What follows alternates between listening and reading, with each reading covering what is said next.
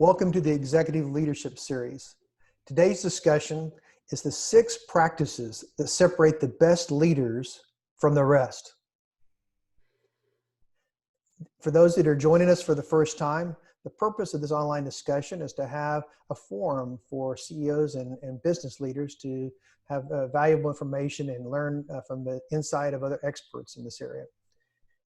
You have an opportunity to participate throughout this discussion. We'll have our experts provide their guidance and insight. And then throughout this, you can always use the chat feature to send in your questions that we'll be glad to address at the end of the discussion. I'm Mark Johnson. I'm one of the hosts, and we're joined by my co-host, Rod Branch, who, as you see here, has a very impressive background and is one of the renowned experts in people and human resource topics. And also joined by Mark Hinderleiter, who's also has a tremendous career in the human resources and leading large multi-billion-dollar global companies. And Mark will be leading our discussion today. So Mark, thank you for your insight, and I'll turn it over to you. Yes, sir. Thank you, Mark and Rod. So I am going to lead off with one of Rod's slides that was part of his presentation last week. And I just thought, wow, this was not only a tremendous kind of summary slide that Mark used, or that Rod used, but it's a great springboard for this conversation. So really kind of the essence of Rod's discussion was based on a lot of research that he did. And kind of the highlight of that research was kind of contrasting 2 different kinds of leaders. That leader on the left that most of us have worked for at some point in time in our career, you know, they like to be right. They like to tell, sell, and yell. They like to be the smartest person in the room. They don't always have great self-awareness. They're better talkers than listeners. Their followers kind of keep their heads down and their mouths shut. And because of that, they get limited results. Their followers are way more into compliance than they are into commitment. And they're pretty disengaged. They're doing just enough, you know, to keep their jobs. And kind of the motivational style of that leader that Rod talked about was it's being told, it's being threatened, it's being bribed, you know, kind of just things that don't work and have never worked. And it creates a low trust culture. And that kind of leader, Rod's punchline at the top was they're very transactional and based on extrinsic factors like, you got a job, I give you a paycheck. That's our relationship, right? And who wants to sign up for that? On the right, the contrast to that, based on Rod's experience, and by the way, this slide really tracks with not just Rod's research, but the 3 of us, Mark, Rod, and I, our own 30 plus years of doing this stuff. It really tracks with our experience. So that leader is always learning. They have a growth mentality. You know, they're authentic. They don't mind saying, I don't know, can you give me some input? They're self-aware. They're human like the rest of us. They know they've got strengths and things that they need to get better at. So they don't try to be clever. And what's the old saying back in the day? Don't let them see you sweat. You know, well, that's the person on the left, not the person on the right. They're just authentic. They see other colleagues and they engage in dialogue, and they see colleagues as colleagues, not minions like that person might on the left. Their followers are integral to their leadership. It's, again, the old saying, if you're leading and nobody's following, what are you leading, right? And they get the maximum results because people are, as you see, they're committed and they're fully engaged. And they're inspired, they keep evolving, they feel inclusive, and they feel valued because of all the things that Rod identified here. And the big outcome for that is now we have a high trust cultures. My team trusts me and I trust them and they trust each other, right? And that's a big deal. We get a lot of things done that way. And so that's a transformational leader that's different than that transactional. So a transformational leader is kind of intrinsically focused, based on values and integrity and really kind of seeing the value in human beings rather than just that transaction job for paycheck. Two very different leaders. And if you've been in business for a day or two, a year or two, or a decade or two, like we have, we've worked for both of these people, and the difference couldn't be more stark. So I thought that slide. So Rod, anything you would add to that before I kind of move on? Just one thing, and that is that everybody's on a continuum of sorts. That we don't have everybody on the left and everybody on the right. Most people have characteristics of both sides, and what we want to do is move people who are or more their tendencies are more on the left to move them more to the right and get more of those qualities that really do punch up leadership. Yeah, that's a great comment, because most leaders aren't to the left extreme or to the right extreme. They're a little right of left or a little left of right, if that makes any sense at all. But we're changing, evolving, if we really get leadership. So anyway, great comment. Thank you. So that's a great springboard. So as I was listening to Rod last week, his presentation, and I saw that slide, I thought, that really connects with some of the research that I've done. So what I want to talk about is that leader that's kind of on the right in Rod's slide.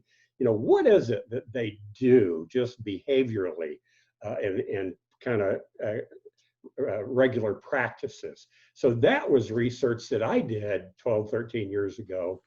So that really kind of illuminated what the best leaders do consistently, and I'll talk about that. But I'll tell you something. I just want to talk about maybe what Rod and Mark and I talk about a lot during this COVID thing. We've had a lot of conversations that one of the absolute survival skills in business right now is agility, is adaptability, is the ability to pivot to a changing world. And in my mind, that's the number 2 skill, survival skill. The number 1 survival skill in my mind is leadership, because we don't have the ability to pivot and figure out a new path forward without leadership. So that ability to pivot is completely dependent on leadership up and down the organization. So that's why, in my mind, the number 1 skill to survive these crazy times is leadership, and that leads to the number 2 skill is agility, and that's what we talk about a lot. So, kind of getting into the research that I did. So, just a little bit of highlights or high level kind of look at it. So, I interviewed 80 high-level leaders across several industries, and it was actually on a radio show that I had back in the day in St. Louis, and it was live, and it was every Friday afternoon. It was called Lessons in Leadership. And so really what I was intending to do, other than have just great conversations for listeners, was to understand what these high-level leaders have seen in their career as outstanding leadership. So my first question to them that led to great conversations was what you see at the bottom there. In your experience, what have you seen that separated the best leaders from the rest? And these were experienced, high-level, successful leaders. And what I was not asking them to do is talk about themselves. What I was asking them to do was reflect on the leaders that you respected the most and what was different about them.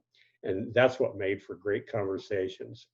And so after that was over a 2-year period, and I had audio recordings, because it was a radio station, that I turned into transcripts. And then I read all those. It took me some time to do that, but I was doing it all along, by the way. And kind of what I discovered in doing kind of analysis of all that was 6 themes emerged as the practices that these leaders admired is what separated the best from the rest. So they all pretty consistently said a lot of the same things. The words were different, the terms were different, but they were saying the same things. So that's where we're going, is what are the 6 themes that separate the best leaders from the rest? from the experiences of 80 successful, experienced leaders. So here's the first theme that really bubbled up, probably the one that bubbled up the most, and it is build trust. And so, you know, some of the things I heard is trust is like the WD-40 to all human relationships. It just makes them just work a whole lot better. And that trust is a critical to our personal relationships, our family relationships, our friendships, and it's essential to successful businesses, that we trust each other as individuals, that we that our teams trust us, that there's trust across teams, you know, like IT and HR and sales and operations, that there's trust across those organizations, those departments, and that our customers trust us. You know, a few weeks ago, Harry Flares talked about the trust economy. And boy, I really resonated with a lot of the things he talked about, because the day our customers quit trusting us, they go find somebody else. And so do we, by the way. And that's true with employees. The day they quit trusting their boss and leader, they're online searching, right? So, you know, trust is first because it's first. You know, when I do workshops, guys, one of the things I always ask the participants in these live workshops, so I ask them this question: is it an overstatement to say that trust is everything in life and business? And I always get a resounding no, it's not an overstatement. That's absolutely right. So there's just absolute consensus, just like immediately, that trust is really number one. I was having a conversation with my oldest son, you know, who's in a leadership role, and I've kind of taken him through this program. And as he looked at these 6 things I'm going to review, he said, you know, I found it to be absolutely true that trust is number one, and without it, the rest of them don't matter. So it is number one because it's number one. All right. Admired practice number 2. It's an age-old concept called servant leadership. And it reminds me, I'm going back to Rod's slide, that that leader on the left or in that range doesn't really have the mindset of serving others. In fact, what Rod talked about was the mindset was mostly about serving their own careers and furthering their career paths, where that leader on the right, at least in that range, is really focused on, you know, serving their teams, their people, their customers and their clients. And you know, what people told me, and it's my experience, is serving others isn't so much a skill as it is a mindset. That's our approach. That's our job, is to serve our people, our teams, and our customers. You know, the late Jack Welch had a great saying that leadership is about serving people, about serving teams, and about serving our customers. He said, well, it is not about you. And then he said, let me repeat myself. It is not about you. It's about people. And I thought that just kind of nailed it in terms of the essence of what servant leadership is. And the last thing I'll say on serve others is these leadership practices don't stand alone. If you think about building trust and serving others, well, you know, when we are really serious about serving others and setting them up for success, which is really the punchline here, it builds trust, right? And when we have trust, people are way open-minded to us serving and setting them up for success, where there's no you know, cynicism or anything like that. So serving others is really just setting people up for success that really builds trust. So next one, create clarity. So clarity is all about communications. But here's, to me, I'm kind of a punchline guy. I like the bottom line. Here's the bottom line to me about clarity that these folks talked about that I interviewed that kind of resonated with me. So clarity is about keeping people on the same page, pulling in the same direction towards meaningful goals. That is the objective of creating clarity. So Mark and Rod, in your 30-year careers, have you seen that done consistently well up and down a whole organization? Rarely. Yeah, And, it's hard to do. it's No. so important. I think when I always sit down with companies to talk about strategy or planning, first thing I talk about is having a common vision. Does everybody see the end target the same way? And probably initially we say, oh, sure. And then we go around the room and say, really, well, what does your end target look like? And we find out that we don't have clarity. People don't have the same end target as to what success looks like. So clarity has kind of a lot of different meanings, but one of them is everybody on the same page, moving towards the same goal? As the leadership clearly identified that as to what success looks like, and we're all on the same bus, as the old saying is. Yeah. But when we're not on that same page as an organization, it's a really clumsy parade. Yeah. Isn't it?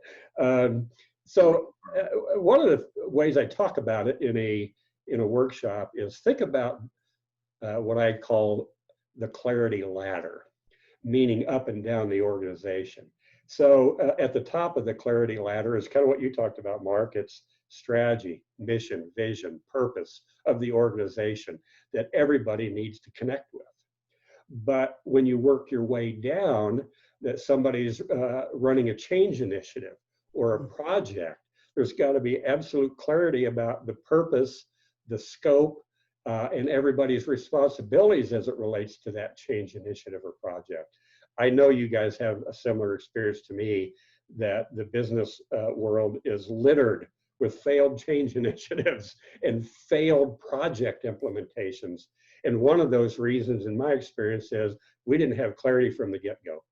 That's right. About purpose and scope and all those kind of things. So kind of working and then you go down, so maybe to a business unit for a bigger company.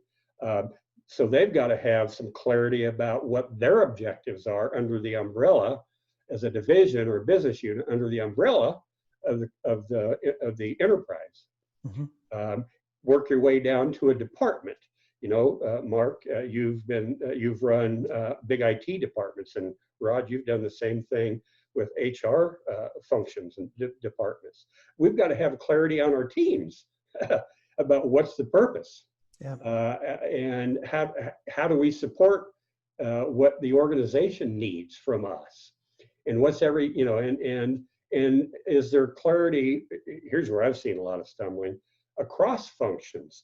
Mm-hmm. Do IT and HR, talking about you guys, is there some good clarity about how we work together? And if there's not, we're probably pulling in opposite directions rather than in the same direction. And then you get down to the part of the clarity ladder where individual people have to be clear if they want to be successful. If they have to be clear about what their role is, about what's expected. Rod, I think it was a Gallup survey a year or so ago. A survey across all kinds of businesses at all levels, and I don't remember the exact number, but it was 50+% of people being surveyed said they weren't really clear about what it was expected of them.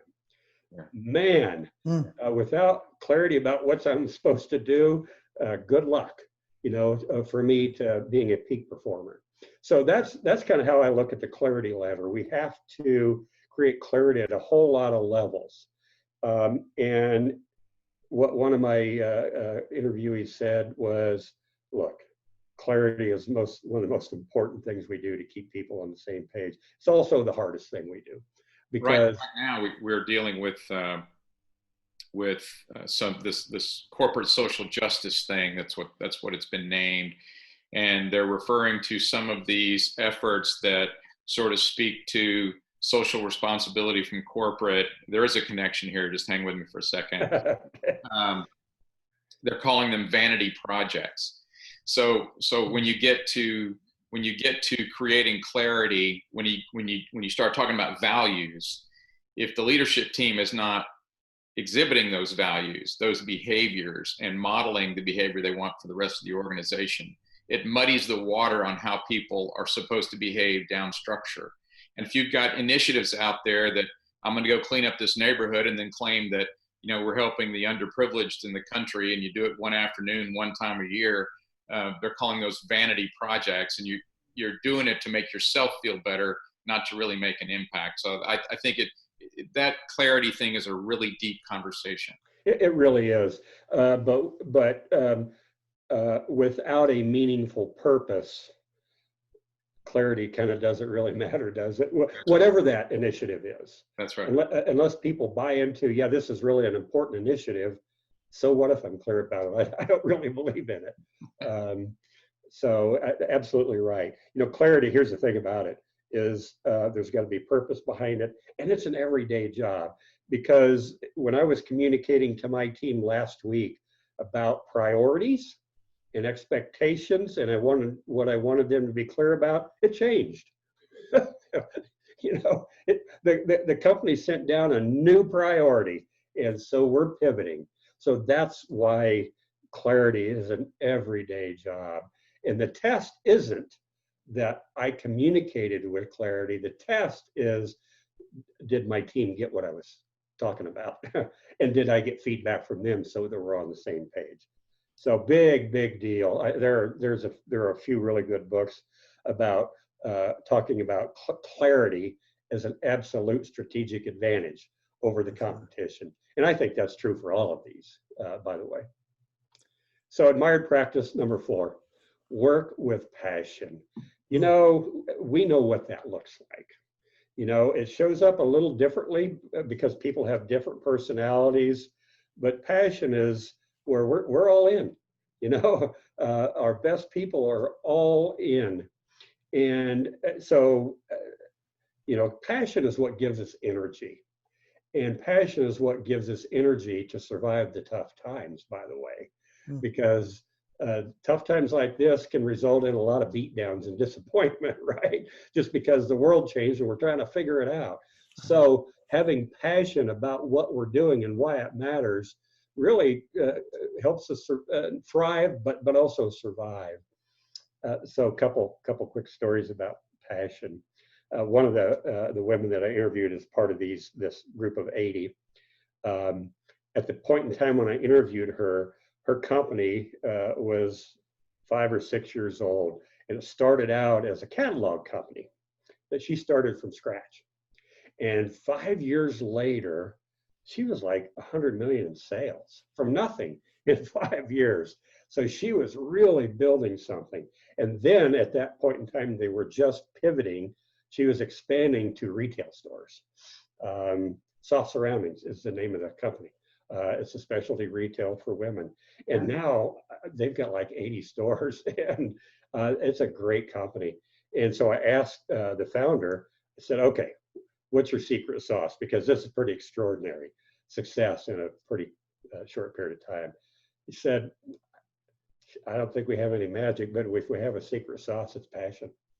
She said, I have a passion about this business and a purpose about, you know, why I'm doing it. And that's how I hire. She said, I don't really hire so much for experience. I hire for people who have the same kind of passion, and then I teach them my business. That's my secret sauce. And I thought, I love it, Mark. I totally agree with that sentiment. I think that's exactly right. And it's often overlooked when people hire new employees. It's such an important piece. Yeah, you know, we can teach people our business and to some degree skills. Sometimes we want pretty highly skilled people in higher level jobs, but we can't really teach passion. But we can model it, right? We can be a good example. Second story that I loved, it's kind of from the history books. The story goes that President Kennedy in the early 60s was touring NASA when they were just kind of starting an acceleration based on him proclaiming to the world, by the end of the decade, we will put a man on the moon and return him safely. And that really inspired NASA to get it going and put it in another gear. So he took a tour of NASA, and he just asked, people, introduced himself very graciously, what do you do here? And as the story goes, one of the people that he was talking to, he said, he was a custodian. And President Kennedy says, what do you do here? He said, Mr. President, my job is to help NASA put a man on the moon. I love that story because this is an example of a person who understood their day job, but understood the higher purpose of it. They understood the noble purpose of it. And that kind of belief in their purpose is really what fuels passion. I love that story. So again, you guys have worked with people who are full of energy or full of passion, who get it, that the purpose of what we're doing really does matter. And they're powerhouses, aren't they? And so our job is to hire them and model it as leaders. And Mark, I think passion ties in a little bit with the previous point you made of clarity, is that you have to establish clarity on what your purpose is and why you're doing it and the value. And then people will become passionate with that. So you can have a passionate employee, but if they don't know what you're trying to accomplish and what the purpose is, then that will wane. So I think they all kind of come together. Absolutely. That's a great connecting of the dots, Mark, is when people get what we're doing and why it matters, then they can engage their natural passion because now they believe in it, right? So great comment. Practice number 5, and it's going to kind of relate to this, fully engaged people. So pop quiz for Rod Branch, who's been a CHRO. In the surveys from Gallup and all these other organizations, year after year after year after year, what do they say about kind of a percentage of people across all industries and companies? Who's engaged and who's not from a percentage point of view? Kind of from what you've practical matter, no one is engaged when you look at the numbers. But it's usually, it's down in the below 50%, around 30% sometimes. Yeah, that's kind of what I see pretty consistently. Give or take 30%, plus or minus 5 or so engaged, and give or take 70% plus or minus 5 not engaged. And that has always blown my mind. That how do you run a business with 2 out of 3 people, or maybe even 3 out of 4 people going through the motions? And so my experience is the antidote to people being fully engaged is leadership. It's leadership. It's hiring the right people. It's communicating purpose. It's setting people up for success. And doing the things that that leader on the right, back to Rod's slide, does is communicates and listens and engages and collaborates and asks for people's point of view and picks their brain about their ideas and their experiences. When our leaders engage us that way, my goodness, our engagement just zooms up, doesn't it? And when we're treated as minions, that I'll give you your opinion. Kind of a thing. I kind of hear my dad saying that many decades ago. And so the antidote for these low levels of engagement that are chronic and consistent, to what Rod and I have seen the same thing, is it's leadership.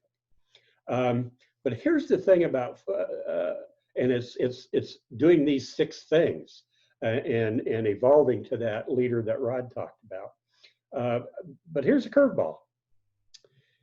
How I engaged people 2 years ago is not how I need to engage people now in this virtual environment. It's a different cat. So while some of the principles certainly apply, of respecting people and hiring people who are passionate and high character and those kind of things, and engaging people and collaborating and listening, all those things apply. But how we do it, is becoming very different and has to be very different in a virtual world. You know, people are getting good at Zoom calls, but we have to get better at that. Harry Flars, a couple weeks ago, kind of talked about the difference between, you know, being good on how to work virtually versus being really effective on how to build virtual teams. So working virtually is kind of the basic level, and really building virtual teams that collaborate and build trust and support each other and encourage each other. That's a higher level than just working virtually. So I think that's really one of the challenges for us to really navigate through this COVID thing, is to, one, pick up our game in terms of encouraging. It's got to be way better than these national averages that Rod talked about. And it's got to be different to suit kind of this virtual environment. So again, to the degree that we have people way more engaged than our competitors, we have a strategic advantage. You know, Mark, if a business leader is looking for an opportunity, this is a big one. You know, I see, and we've all worked for executives that were big numbers people, that they measured everything. And if they were to hear any resource in the business was operating at 30% potential, you know, if a plant was at 30% or a piece of equipment was being ran at 30%, they would be upset. Oh, absolutely. Their biggest investment of all is the people. Equipment working at 30%. We wouldn't. Right. Yeah, but yet the people side is the biggest investment of all, and they're letting that run at 30%. Yeah. So if the three of us owned a business and we had a fleet of vehicles that we needed, and they were 30% operating, we'd go nuts. We would. Right? So we really got to pick up our pace, and so do I on this presentation. So the last one is act with courage. Heard it over and over from my guests. And so, you know, when I do workshops, I ask folks, these leaders, I said, give me some examples of specific things we have to do in a leadership role that require courage. And they come up with a list of 6 or 7 things, pretty much the same things in every workshop. And that is, giving tough feedback to people, speaking truth to our boss when it's uncomfortable, making decisions that aren't popular, you know, those kinds of things. Having to give bad news to our boss or a customer, you know, with those kinds of things. So it's a pretty common list. One of the folks that I interviewed, his name is Gus Lee. He was actually an author of a book called Courage, the Backbone of Leadership. And so, you know, one of the things I asked Gus, he gave a bunch of examples of why courage matters, right? So I asked Gus, is courage hardwired or is it learned? Can we learn to build courage muscles? Was kind of the way he said. I'll tell you my experience that started out when I was a young Army officer under General Norman, at that time, Major Norman Schwarzkopf. So, you know, actually literally back in Vietnam. And so many decades later into his business career, he said, I'll tell you what I believe, just based on my experience, that courage is absolutely not hardwired. It is a completely learned behavior.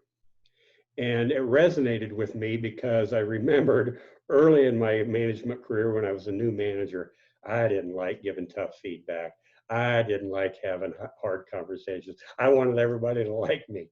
And then that kind of blew up in my face where I didn't give somebody feedback that I really needed to, and their performance really went sideways. And that was on me.